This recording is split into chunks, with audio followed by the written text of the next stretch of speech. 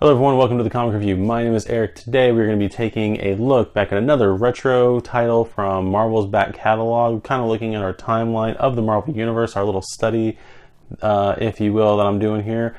So we're going to go all the way back to 1962, starting out with the second adventure of the Fantastic Four. We're going to go to Fantastic Four #2 from Volume 1. That's right, we're taking a look at Volume 1 of the Fantastic Four, #2. This story was written by Stan Lee, drawn by Jack Kirby, who, yeah, they're just a couple guys that wrote some comics back in the day. No big deal, whatever. This issue, we've already been introduced to the Fantastic Four, so this issue is actually going to show the first appearance of the Skrulls. Fans of modern Marvel know that the Skrulls are a long time enemy of various Marvel groups. No one can argue that the Skrulls haven't made some kind of a big impact in the Marvel Universe, even with one of the more recent storylines being Secret Invasion, that we'll get to someday. But regardless, I wanted to go ahead and take a look at this issue and try to point out a few things here that I thought were interesting going through this kind of like reading study of the series that I'm going through. First main thing I want to talk about is Fantastic Terror. This issue opens up with the Fantastic Four seemingly committing various heinous crimes. The thing I find interesting about this is that everyone's shocked. The Thing swims out to an oil rig. Everyone's kind of excited a little bit to see him, that he's there, wondering what he's doing.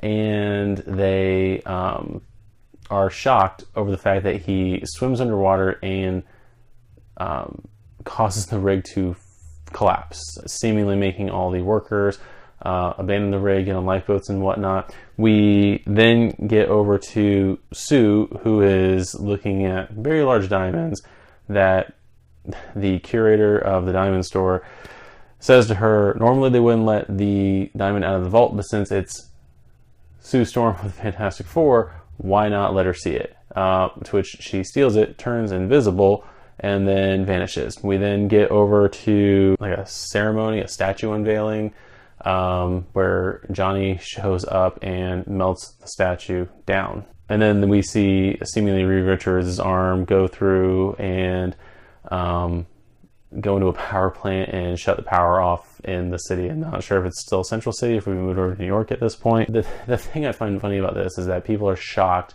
over the fact that the Fantastic Four are doing these things. If you look at the last issue, and I don't know how long it is between posting these videos, I just recorded the last video a minute ago, but in that issue,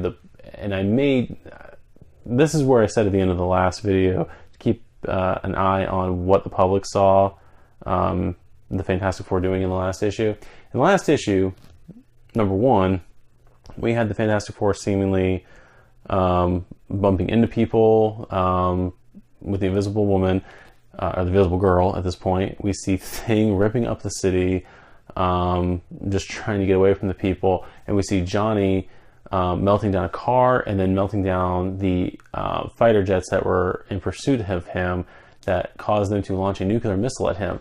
So somehow we get to this issue and the Fantastic Four have more of a superhero status. As far as I know, the public had no knowledge of the Four doing anything remotely with Monster Island and taking out the Mole Man and saving everyone, even though most of the atomic plants on the planet are gone. We don't see any of that. We don't see any of the people don't see any of those things, and yet they're now regarded as celebrity superheroes by the populace of the Marvel Universe.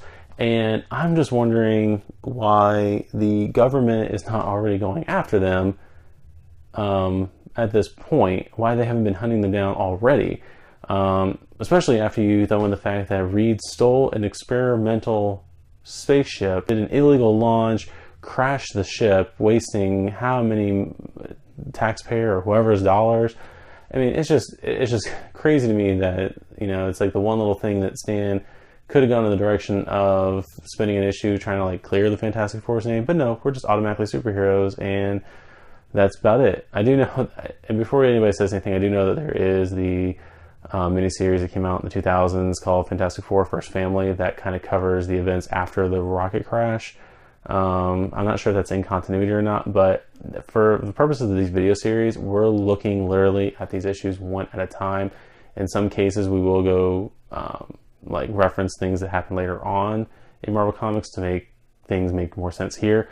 But for the most part, I'm trying to look at these things on an issue-by-issue basis as someone from the 1960s would have at the time. We do find out that these Fantastic Foursome that is terrorizing the city are actually 4 Skrulls. They're never named in the book, but as far as the individual Skrulls go, they're never given any names, but they do show the different things that they did in order to make people think that they're the Fantastic Four, including using their shape-shifting abilities to look like the characters. At this point, we see newspaper clippings of the Fantastic Four branded as terrorists, menaces to society. The Fantastic Four themselves are in a hunting cabin when they get all this news and whatnot. The Thing once again goes berserk, which I didn't pick up on this in the last video, but this is going to be the second time that the Thing goes into a berserker rage, and Reed has to use his elastic abilities to completely tie up Ben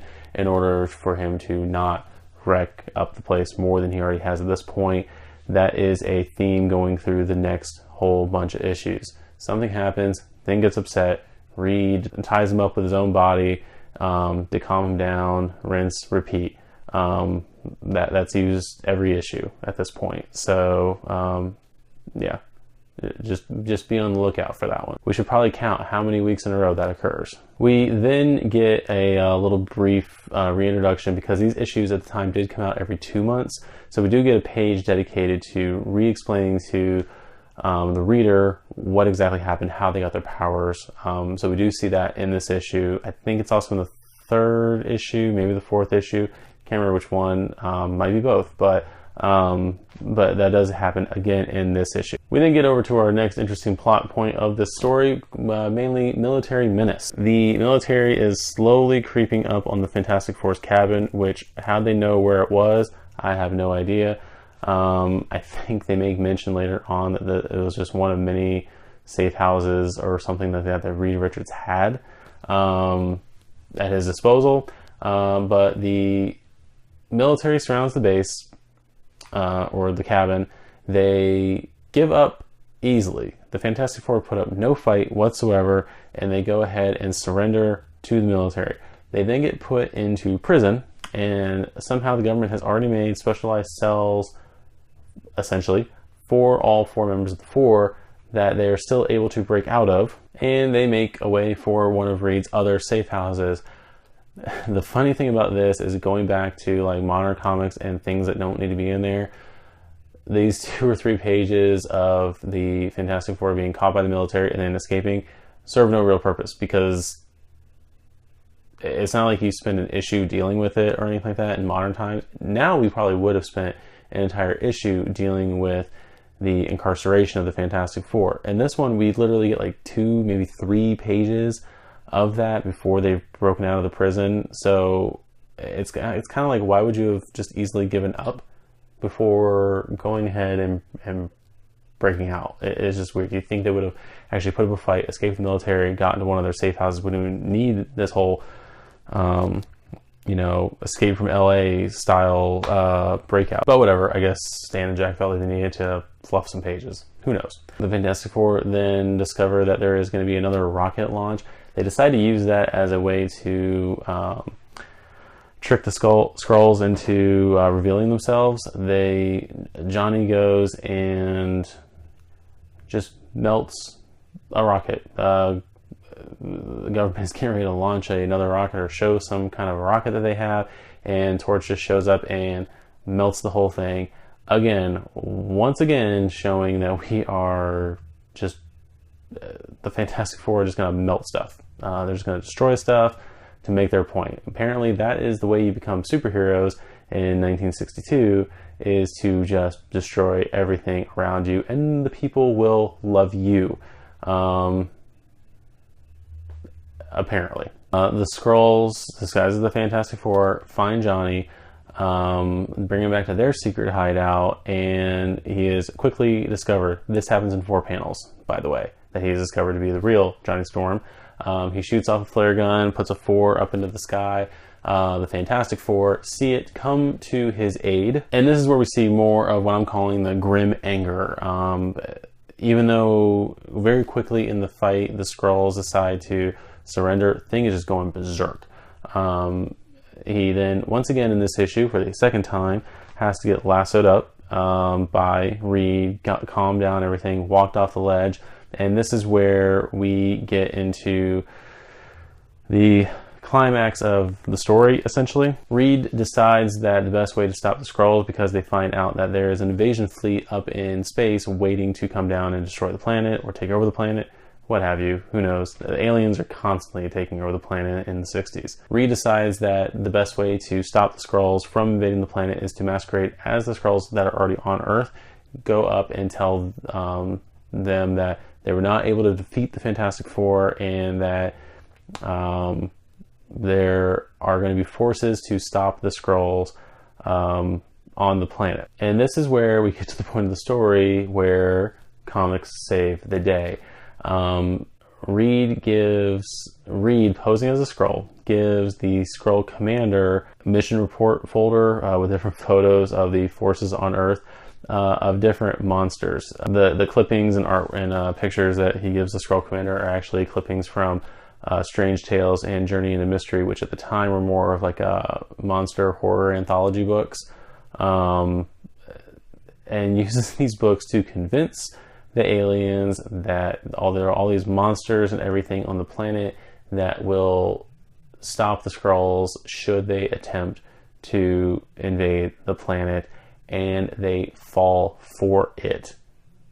Of course, it's written by Stan Lee, so of course they fell for it, but I just find it funny that someone had the idea to use comic books as a way of saving the planet, so to speak. This is also one of the first instances in Marvel Comics through Stan Lee's tenure, through at least to the Silver Age, where the fourth wall is completely broken. The funny thing about using the clippings from Strange Tales and Journey to Mystery is the fact that two Marvel characters are going to be starring in those books. The Human Torch very soon is going to get a feature in Strange Tales for his own solo adventures, joined later on by Doctor Strange and Nick Fury, Agents of S.H.I.E.L.D. throughout that run. And Journey into Mystery is going to soon be the sole province of Thor, God of Thunder, once his series starts up. So it's just interesting to me that, we're completely disregarding the fourth wall here and using the real life versions of comic books, despite the fact that these characters are going to be showing up. You could argue that these are Marvel Universe versions of these books and that aren't going to have these superheroes in them. But it's just funny that this is one of the first inklings of the fourth wall being broken in a Marvel comic book. So the Fantastic Four come back from space, having now convinced that the Skrull invasion fleet that the Earth is protected and will not fall. When the four get back to Earth, they are immediately met by the cops who want to arrest them, which you should at this point. But the four convince the cops to come to their apartment, to come to the apartment where the Earthbound Skrulls were. The interesting part about this story, before we get to the Skrulls and the apartment, is that this is the first time that Ben reverts back to his human form. I think later depictions of this show that Ben will be able to revert. I think it's like one day a year he reverts back to his human form. But in these early issues, there's a couple times within the first 4 or 5 issues that Ben just reverts back for only a few minutes. This is one of the first times it happens. Met by the police and everything, Ben reverts back into human, and then a few minutes later it goes back to being the ever-loving blue-eyed thing. Like I said, this kind of gets expanded on and whatnot in other issues, but this is one of the first instances here in these old issues that maybe Ben's mutation isn't permanent. We'll definitely explore this in the next few issues as we progress through this timeline. The Fantastic Four and the police get back to the apartment where the Skrulls are. They're immediately attacked, but the Skrulls eventually surrender. The police clear the Fantastic Four of all wrongdoing, though they should arrest them for the previous wrongdoing from the previous issue, but we won't get into it because apparently we've all forgotten that at this point. And Reed devises the best way of defeating the Skrull threat on Earth. Basically, his plan is to do this. He takes the Skrulls out into a field, and this can only be written by Stan Lee and Jack Kirby. Takes the Skrulls into a field, has them shapeshift into cows. He then hypnotizes them to make them think that they are real Earth cows. The end. Seriously. And so this is not the last time that the Four will have dealt with these particular Skrulls. They do come back in future issues. I think they're actually a big part of like the Kree Skrull War, and some other appearances throughout the thing. Tainted Skrull beef and stuff like that. I don't know. I just know from nefarious research that they do come back later on, and I look forward to talking about that when we get to that point in the timeline. So let me know what you guys thought about this issue. Did you ever notice the blatant disregard for the Fantastic Four's past atrocities in this issue? What did you think of Stan's resolution to both the Skrull invasion as well as the Skrulls on Earth? Let me know what you guys thought about this issue in the comments. I would also like to thank you guys for tuning into this edition of the Comic Review. If you enjoyed this video, go ahead and give us a like and subscribe to the channel. We are going to be coming out with various reviews here weekly starting again, so just be on the lookout for that. Let me know also what other things in the timeline you guys would like to see. I'm trying to keep it as